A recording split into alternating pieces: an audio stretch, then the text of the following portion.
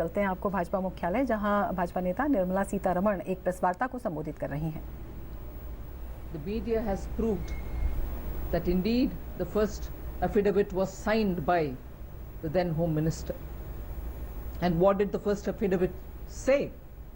The first affidavit admitted, based on all the intelligence input which has been received,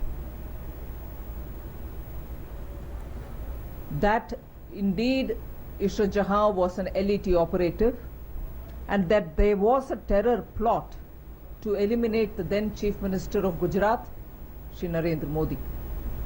So that was the first affidavit. The sum and substance of all that was said in the first affidavit was this.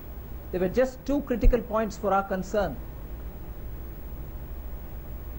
That LET operative, she was indeed, based on all the inputs that the government has in its wherewithal, and that there was a terror plot to eliminate the then Chief Minister of Gujarat.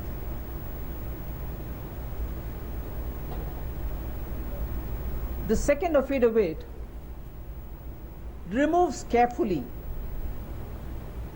all these submissions, the LET operative bit, the terror plot bit, and later we have been told that there was no need for the government to sit on judgment. This matter will be decided in the court.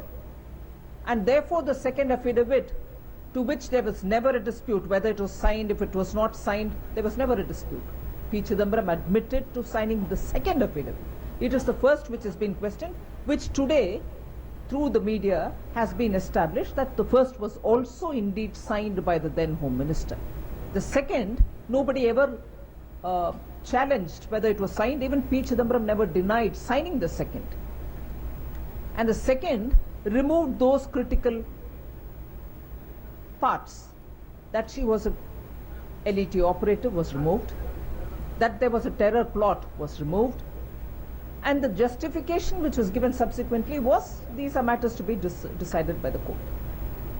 But what we are missing out here is the fact that both were affidavits. Both were affidavits, in other words, equal to saying under oath. Saying under oath, it might be signed by somebody today, the file.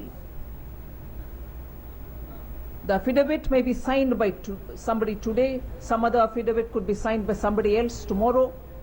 But the file have been cleared by the concerned minister, the Home Minister then. Affidavit 1 cleared by the Home Minister, affidavit 2 cleared by the Home Minister. And both affidavits obviously can't be true. Either you're misleading the court by hiding some of the facts which are already available to you, or you're revealing some facts which may not be germane to the matter. So, the Home Minister then couldn't, representing his party, decided that he couldn't fight a political battle.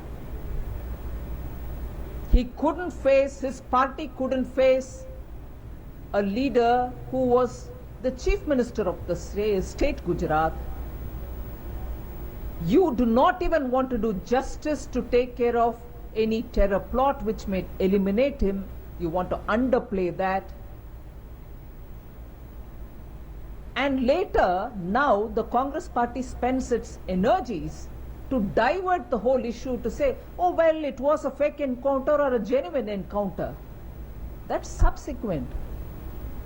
You have misled this country by filing two different affidavits on the same matter. And by eliminating all that you said in the first affidavit, so that it doesn't become a part of your second affidavit, in other words, under oath, went to the court to say two totally different things. You're misleading the court, you're misleading the people of India, you clearly admitting that you cannot take this fight politically, so eliminate or allow to eliminate or encourage elimination of that leader who you're mortified to fight politically. You're just not going to be able to fight him politically. There we go, we do with everything possible in our hands to make sure that we make him appear as if he is against some sections, project it as if there's nothing at all, no terror against him, no threat against him. And this is the Home Minister of the country. And going by all this, the leader of the Congress party, the Vice President of the Congress party, all went about the town saying, oh my God, look at this. A young girl has been questioned. You knew she was an operator. You create a charade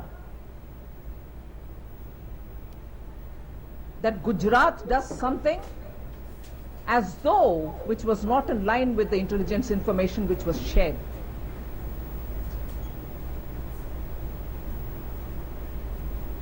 And the kind of narrative the Congress party built around this false affidavit that has been filed. The entire Congress party is party to this. Today they cannot just say we do not know, maybe Home Minister will reply through an email to you if necessary, saying he is going to look into this matter. Sorry, all this doesn't add up. It cannot be confined to Home Minister.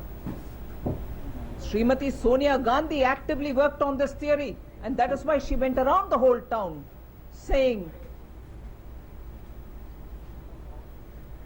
an encounter has happened as though there was no intelligence information stating that there was a terror plot.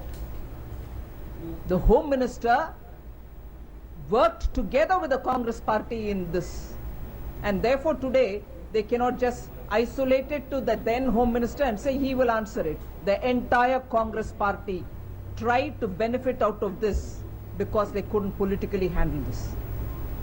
They couldn't politically fight against a man who was seen as a potential Prime Minister, which is what he is today. And therefore, on the count of misleading the court, on the count of misleading the people, the entire Congress party and its president in particular, for having gone around the town, the vice president in particular, should take the entire responsibility. That their Home Minister did all this because as a party it didn't find itself strong enough to take a political battle. They wanted to quietly watch the terror plot bloom to eliminate a political opponent. And together with this, the fallout, a very serious fallout, is the way in which this country's intelligence and counter-intelligence network have been weakened. What worries me is these are the people who had the mandate to rule this country. They have weakened the entire security framework, the apparatus, and as a result, raised very serious question in our mind as to what contribution have they done to this country's governance. Haven't they weakened systems which have been built over the years? What gives them the authority to play one against the other, IB against CBI, CBI against IB, and undermine all the institutions? The disclosures of the then Home Secretary, the disclosures subsequently of various different people who were implicated falsely, officers who have been charged, who have then retired, have all now been vindicated. That it was entirely the Home Minister, the Congress President, who have worked together in this matter. The Congress Party's President has everything to answer. It is not Mr. P. Chidambaram anymore. It is P. Chidambaram who worked as a tool to help the Congress Party in very clearly taking a fight which was not up to them,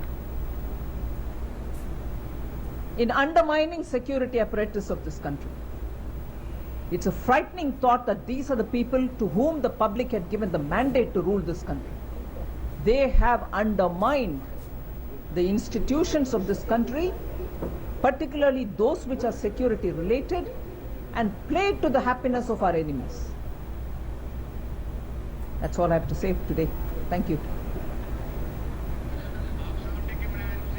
तो भाजपा नेता निर्मला सीतारमण ने ईश्वरत जहां मामलों में कांग्रेस पर और तत्कालीन UPA सरकार में गृह मंत्री रहे पी चिदम्बरम पर गंभीर सवाल उठाए हैं और अदालत और लोगों को इस मामले में गुमराह करने का आरोप लगाया है।